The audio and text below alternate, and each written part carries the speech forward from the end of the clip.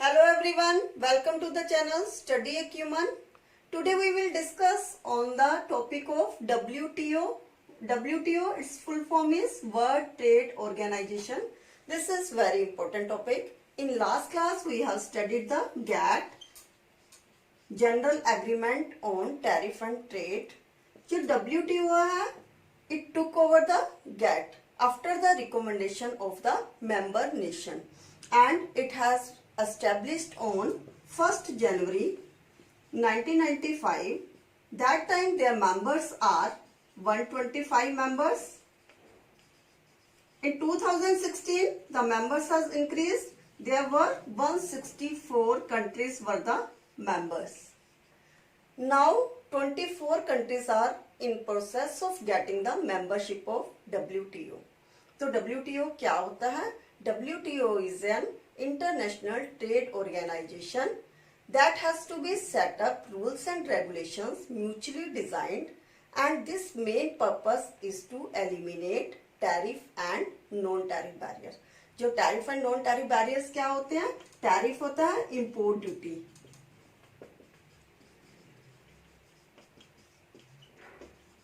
और non-tariff barriers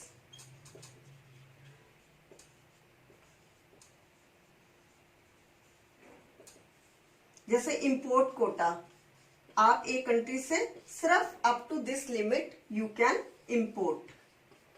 import licensing, आपको import करने के लिए पहले लाइसेंस लेना पड़ेगा. These were the restrictions. अब डब्ल्यूटीओ में this restrictions has been removed.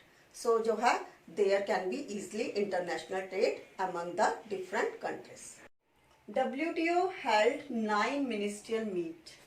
First ministerial meet has held in 1996 in Singapore, and the last ministerial meet, 9th ministerial meet, has been held in 2013 in Bali, Indonesia.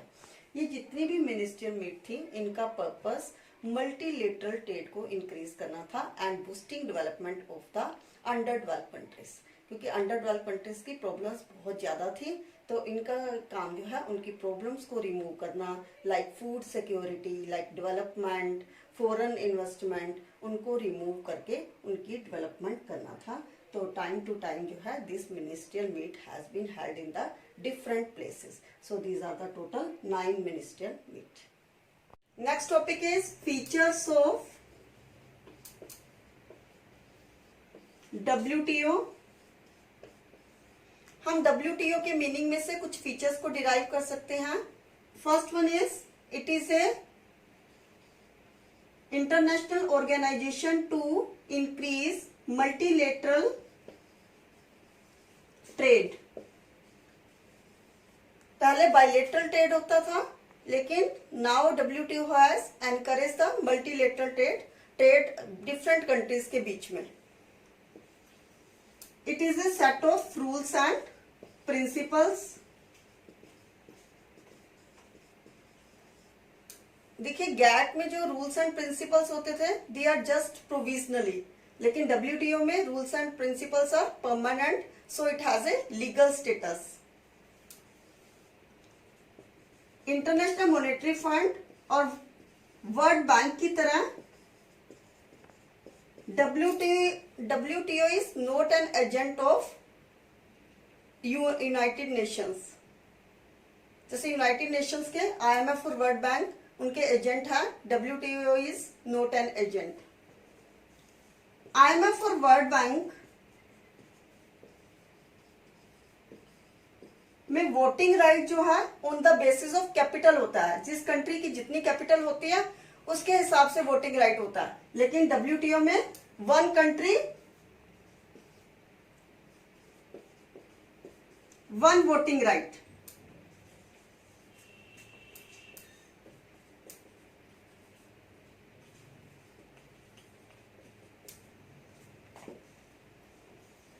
इसका area काफी wide है. It not only includes in trade in goods but also in services, trade related intellectual property rights, trade related investment measures, dispute settlement body,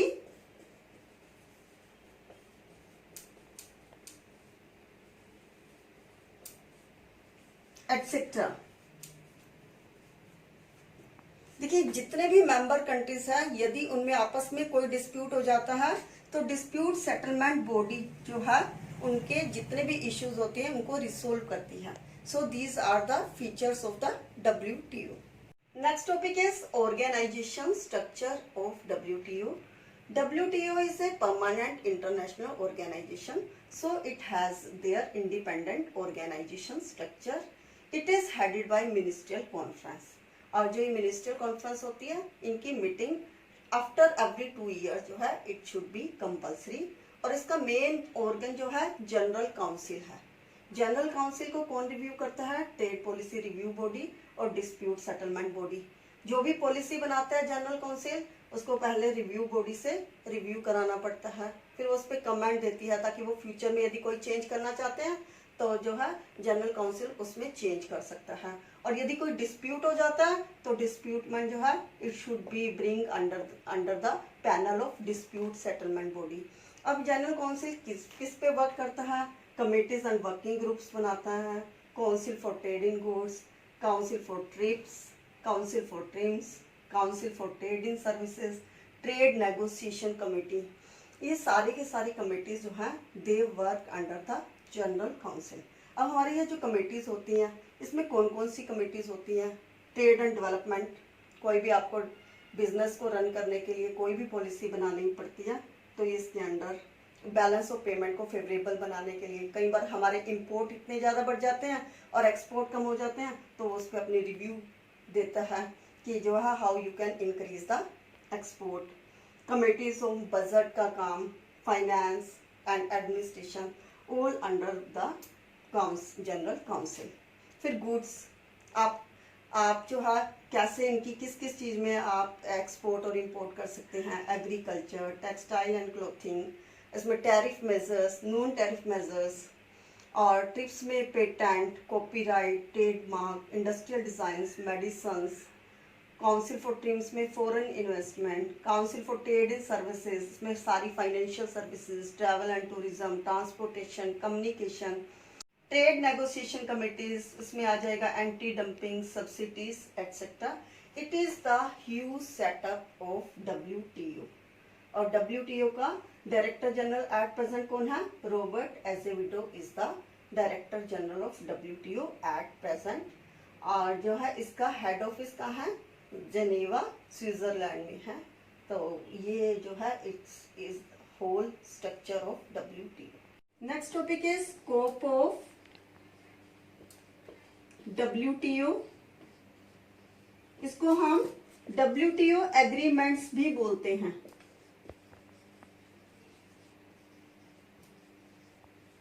देखिए WTO का scope बहुत wider है। It not only includes trade in goods but it also include trade in goods and services, trade in agriculture, trade in foreign investment, trade related intellectual property rights, trade related investment measures, etc.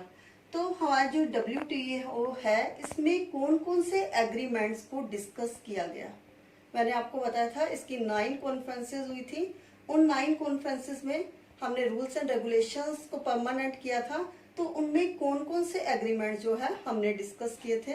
First agreement related to agriculture.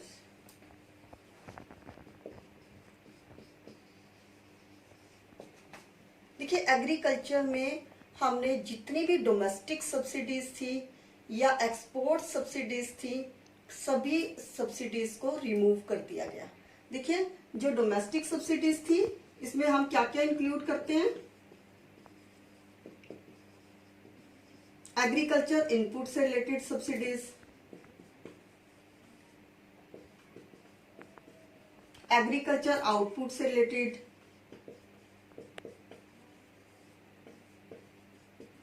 Input में क्या आता है? Like seeds, pesticides, crops etcetera. और output में जो हम crops को cell करते हैं, जैसे आजकल गवर्नमेंट ने क्या कर दिया है उसके लिए एक मिनिमम गारंटी प्राइस निकाल दिया है कि जितने भी फार्मर्स हैं उनको अपनी क्रॉप को सेल करने पे ये मिनिमम प्राइस मिलेगा ही मिलेगा। और गवर्नमेंट ने इसको क्या कर दिया, जितनी भी सब्सिडीज पहले मिला करती थी, डोमेस्टिक सब्सिडीज या फिर हमारी एक्सपोर्ट सब्सिडीज, एक्सपोर्ट करने के लिए सारी सब्सिडीज को रिमूव कर दिया गया। लेकिन फिर भी ये जो अंडर डेवलप कंट्री हैं या डेवलपिंग कंट्रीज हैं, उनको गवर्नमेंट ने एक रिलैक्सेशन दी है ताकि उनको फूड सिक्योरिटी की प्रॉब्लम ना रहे और उनके जो है जो डोमेस्टिक उनकी मार्केट है वो खराब ना हो। इसके लिए 10% ऑफ द टोटल मार्केट जो है सब्सिडीज अपने फार्मर्स को दे सकते हैं। तो this is the agreement related to agriculture. Next agreement is trade in textile and clothing. ठीक है, WTO से पहले इसके ऊपर काफी सारे टैरिफ और नॉन टैरिफ बैरियर्स थे। All the member countries they have removed these tariff and non tariff barriers. जो नॉन टैरिफ बैरियर्स हैं, it is also called in the form of multi-fiber arrangement।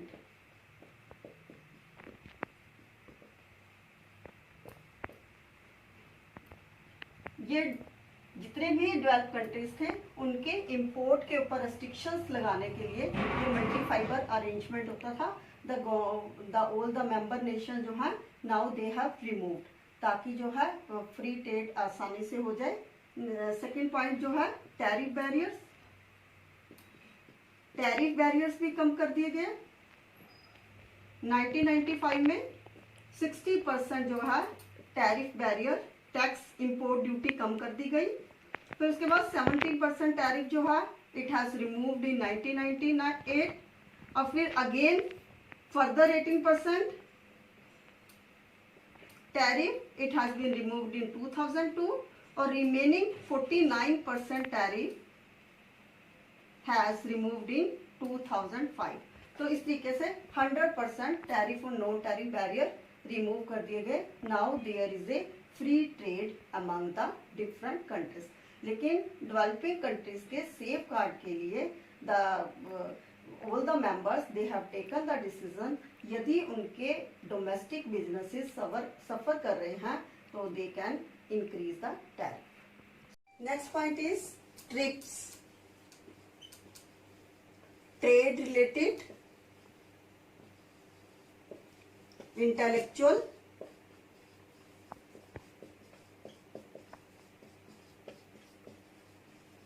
Property rights.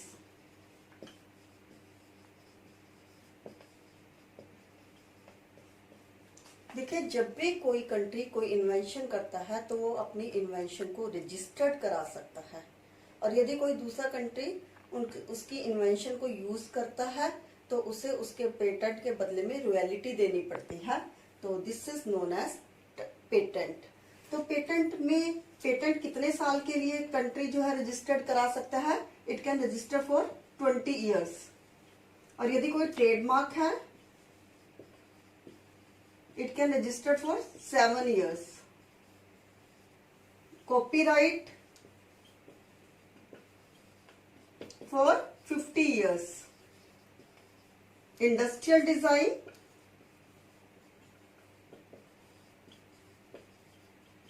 को भी हम 10 years के लिए registered करा सकते हैं। Medicines 10 years.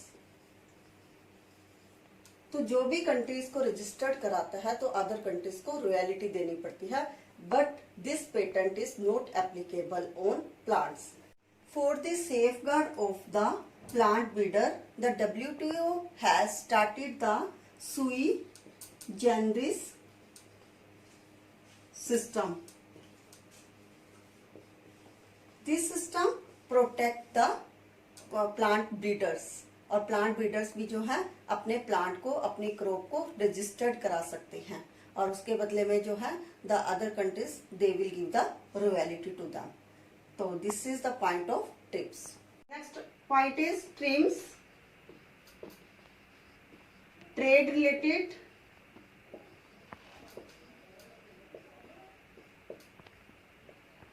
इन्वेस्टमेंट मेजर्स,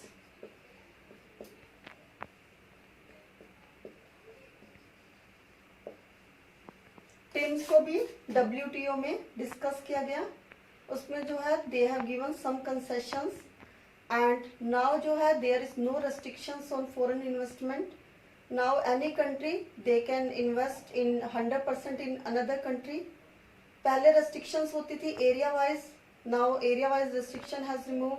आप दूसरे कंट्री के कहीं किसी भी एरिया में, चाहे वो डेवलप एरिया है चाहे वो स्लम एरिया है, यू कैन इन्वेस्ट. और एक और इसमें पॉइंट होता था non repatriation basis. Repatriation basis क्या होता था, मैंने आपको पहले भी बताया था. रिपेट्रिएशन बेसिस में जब भी कोई फॉरेन इन्वेस्टर किसी दूसरे कंट्री में इन्वेस्ट करता था तो उस पर जो भी इनकम मिलती थी in the form of royalty, dividend, तो वो अपने कंट्री में, पेरेंट कंट्री में वापस नहीं भेज सकता था. लेकिन नाउ जो है इट हैज रिमूव्ड. अब नॉन रिपेट्रिएशन बेसिस जो है इशू कर दिया गया है. Now you can invest and return back to their home country. तो जो है these are the discussion has been done under the TRIMS. Next point is GATS, general agreement of trade in services.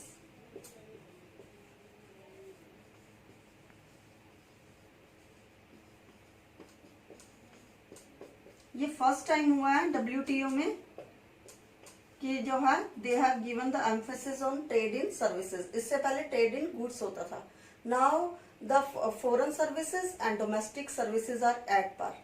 आप कोई भी country दूसरे country को कोई भी सर्विसेज प्रोवाइड कर सकता है, चाहे वो बैंकिंग की है, इंश्योरेंस की है, टेलीकम्युनिकेशन की, शिपिंग की, hotel, tourism, any type of the services it has to be provided by foreign country to the other countries. Now there is no difference. इसका क्या फायदा होता है डेवलपिंग कंट्रीज को, उनको अच्छी टेक्नोलॉजी मिल जाती है, चीपेस्ट रेट पे मिल जाती है, variety of services has been provided. और इससे जो है मल्टीनेशनल सर्विसेज जो है they have coming in the India. So India is beneficial to using the new type of technology. Next point is dispute settlement body.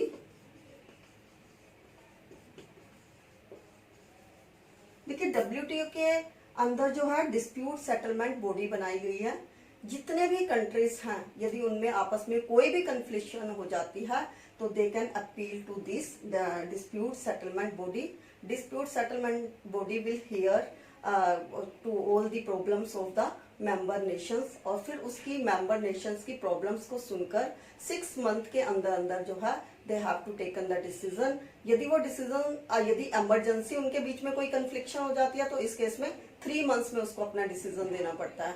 और फिर वो जो पैनल डिस्कशन डिसीजन देगा फिर उसको जो है डिस्प्यूट सेटलमेंट बॉडी का डायरेक्टर जनरल रिव्यू करता है. रिव्यू करने के बाद दे will give the final approval of the decisions after 3 months. तो ये डिस्प्यूट सेटलमेंट बॉडी जो है फर्स्ट टाइम जो है it has been launch by the WTO और इसका काम जो है जितने भी मेंबर्स कंट्री हैं उनकी परफॉर्मेंस को, उनके डिसीजन, उनके कन्फ्लिक्शंस को रिव्यू करना है.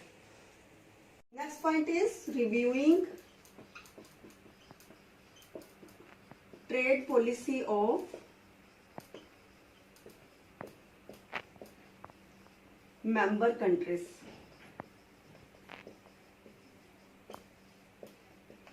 देखिए जितने भी मेंबर कंट्रीज हैं वो एक पॉलिसी बनाते हैं, ट्रेड पॉलिसी. तो ट्रेड पॉलिसी को टाइम टू टाइम जो है रिव्यू किया जाता है. उसके लिए ट्रेड पॉलिसी रिव्यू बोर्ड है. ये review board time to time member countries की जितनी भी इकोनॉमिक और ट्रेड पॉलिसी हैं उनको रिव्यू करता है. देखिए ये रिव्यू जो है कुछ कंट्रीज के लिए 2 इयर्स में रिव्यू किया जाता है, कुछ के लिए 4 इयर्स में, कुछ कंट्रीज की रिव्यू जो है पॉलिसी रिव्यू की जाती है 6 इयर्स में.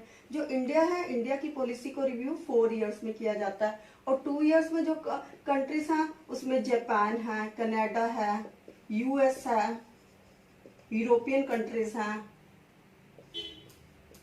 यूरोपियन कंट्रीज, इनकी जो है कंट्रीज को 2 इयर्स में रिव्यू किया जाता है 4 इयर्स. इसका पर्पस क्या होता है कि यदि आप कोई भी इम्प्लीमेंटेशन कर रहे हो एग्रीमेंट को वो एग्रीमेंट को इम्प्लीमेंटेशन को करने से कंट्री को फायदा हो रहा है या नुकसान हो रहा है, तो वो ताकि वो दोबारा से उसको रीफ्रेम कर सके अपनी पॉलिसीज को, और जो है it will be beneficial for the all the member nation.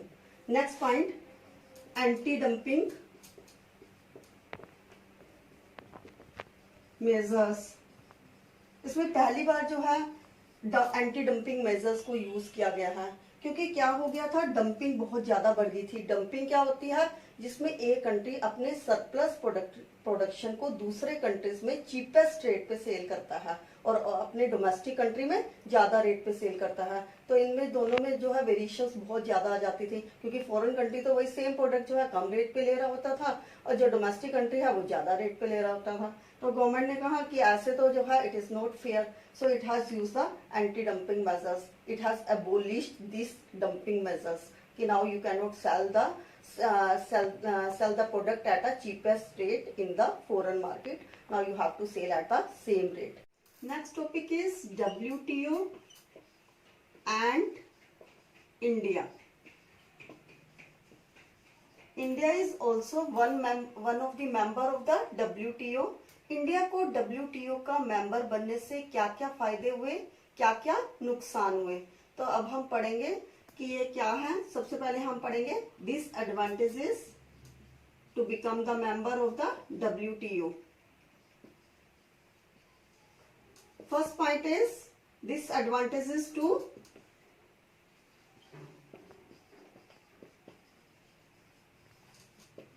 Agriculture sector. देखिए, जब से इंडिया WTO का मेंबर बना है, there is drastic changes in agriculture. Agriculture subsidies खत्म कर दी है, चाहे वो एग्रीकल्चर इनपुट पे है चाहे एग्रीकल्चर आउटपुट पे है। इवन गवर्नमेंट ने किसी भी कंट्री का आपने कोई प्लांट यूज करना है, उसके लिए भी they have started the system सुई जेनरिस system.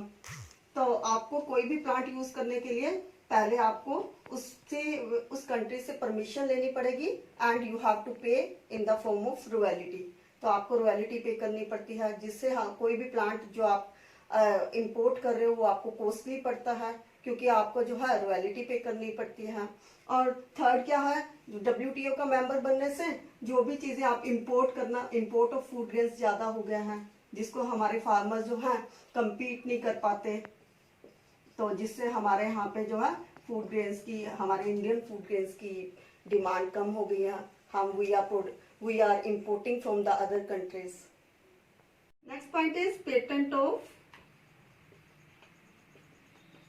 Indian herbs by foreign companies.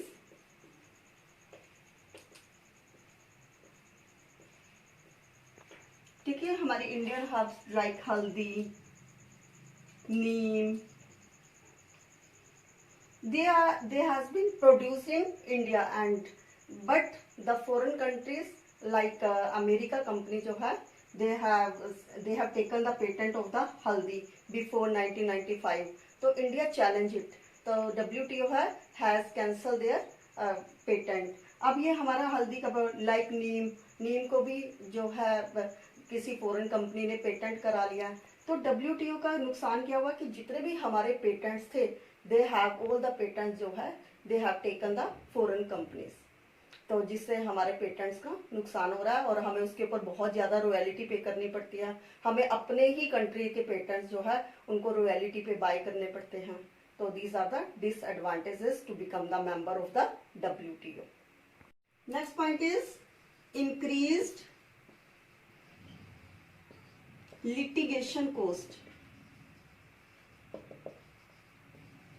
कुछ MNCs जो है उन्होंने इंडियन कंपनी पे क्लेम कर दिया कि उन्होंने हमारे कंपनीज को कॉपीराइट किया है, कंपनीज को कॉपी किया है। तो जिससे जो है उन्होंने इंडियन कंपनीज के ऊपर केस कर दिया, और जो इंडियन कंपनी के केस किए हैं वो भी उन्होंने अपनी मल्टीनेशनल कोर्ट में केस किया।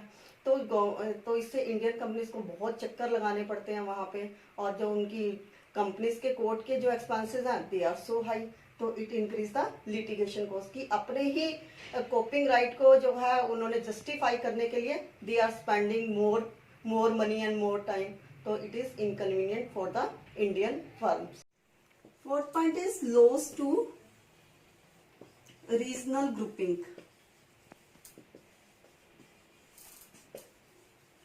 पहले डिफरेंट कंट्रीज ने आपस में मिलकर डिफरेंट ग्रुप्स बनाए हुए थे, क्योंकि बायलेटरल ट्रेड होता था। ये ग्रुप जैसे नेफ्टा बनाया हुआ था, एफ्टा, ये ग्रुप बने हुए थे। BRICS, these are the groups have been famed by the different countries. लेकिन जो है अब जो है मल्टीलेटरल ट्रेड होने की वजह से इन ग्रुप्स जो है इनको कोई ज्वाइन नहीं करता। Now they are not using, क्योंकि WTO के जितने भी कंट्रीज हैं, all the countries they are the member of the WTO, so there is a loss to the regional group. Next point, increase in unemployment. Unemployment बहुत ज्यादा हो रही है, क्योंकि जो फॉरेन कंपनीज हैं they are capital intensive companies, उनमें capital का ज्यादा यूज होता है। मशीन जो है हाईटेक मशीन्स हैं, जिससे जो है कम लेबर की जरूरत पड़ती है। It encourage the unemployment. Next point is disadvantages to service sector.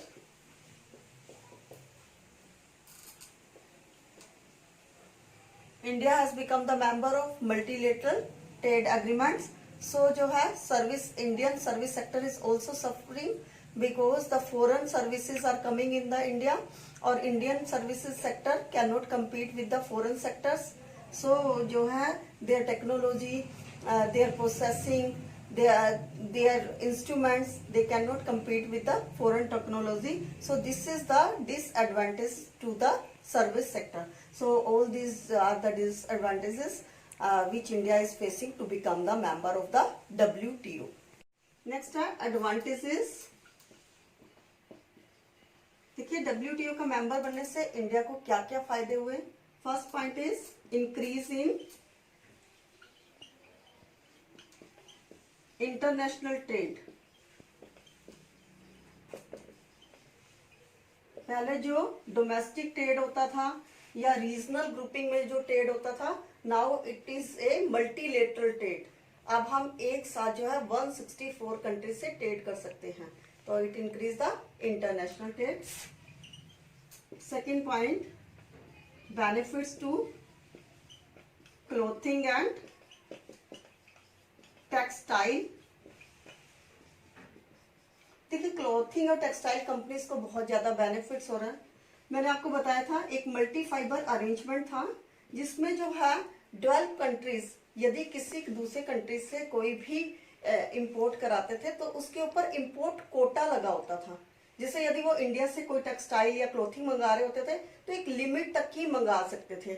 जैसे मैं आपको बताया था कि यूएस जो है जापान से यदि कार्स मंगाता है तो वो सिर्फ 2 मिलियन कार्स जो है इन 1 ईयर जो है दे कैन इंपोर्ट। लेकिन अब इसको MFA को खत्म करने से क्या फायदा हुआ कि जो अब इंडिया जो है कितने मर्जी एक्सपोर्ट कर सकता है clothing and textile to the other countries. Next point is, next है एडवांटेजेस। देखिए WTO का मेंबर बनने से इंडिया को क्या क्या फायदे हुए। First point is increase in international trade. पहले जो डोमेस्टिक ट्रेड होता था या रीजनल ग्रुपिंग में जो ट्रेड होता था, now it is A multilateral trade. अब हम एक साथ जो है 164 कंट्री से ट्रेड कर सकते हैं, तो it increase the international trade. Second point, benefits to clothing and textile. देखिए क्लोथिंग और टेक्सटाइल कंपनीज को बहुत ज्यादा बेनिफिट्स हो रहा है। मैंने आपको बताया था एक मल्टी फाइबर अरेंजमेंट था, जिसमें जो है 12 कंट्रीज यदि किसी दूसरे कंट्री से कोई भी इंपोर्ट कराते थे तो उसके ऊपर इंपोर्ट कोटा लगा होता था। जैसे यदि वो इंडिया से कोई टेक्सटाइल या क्लोथिंग मंगा रहे होते थे तो एक लिमिट तक ही मंगा सकते थे। जैसे मैं आपको बताया था कि यूएस जो है जापान से यदि कार्स मंगाता है तो वो सिर्फ 2 मिलियन कार्स जो है इन 1 ईयर जो है दे कैन इंपोर्ट। लेकिन अब इसको एमएफए को खत्म करने से क्या फायदा हुआ कि जो अब इंडिया जो है कितने मर्जी एक्सपोर्ट कर सकता है clothing and textile to the other countries. Next point is promote to research. देखिए जितने भी फॉरेन कंट्रीज हैं या हमारा इंडियन कंट्री है, उनमें आपस में होड़ लग गया है कि उनको पेटेंट कराना है अपना कोई भी प्रोडक्ट, इसलिए जो है they are paying more and more attention to research, ताकि नई नई इन्वेंशंस कर सकें और उनको पेटेंट करके they will get the royalty. Next point, benefits of foreign investment.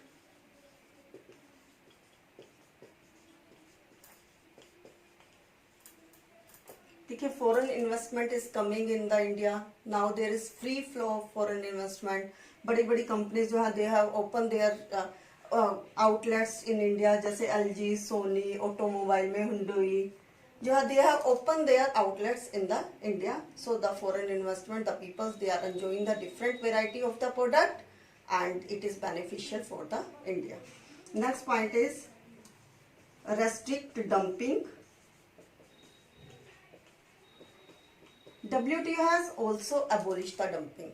जिससे क्या होता था कि जो सरप्लस प्रोडक्ट कोई भी कंट्री दूसरे कंट्री में सेल करता था चीपेस्ट रेट पे और अपने कंट्री में उसको ज्यादा रेट पे सेल करता था, अब उन दोनों में क्या है, there is no variations, now the prices will be same and so these are the benefits to the India to become the member of the WTO. Next topic is difference between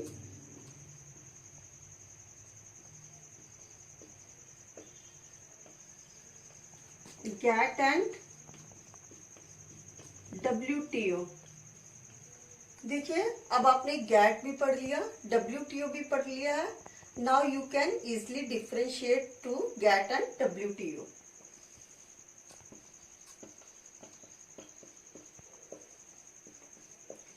देखिए GATT जो है their rules and regulations are provisional, so it is a provisional agreement,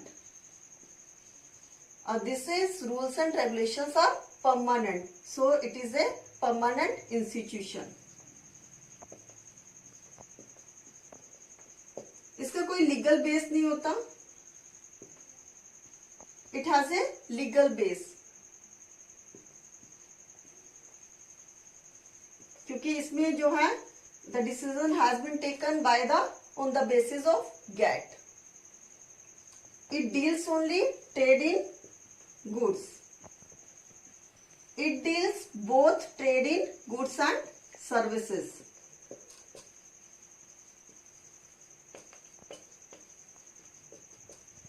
It is not so powerful,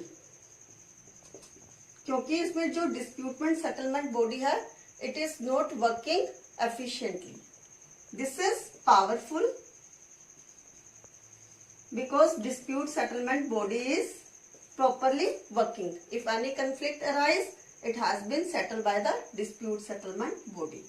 There is no time boundation.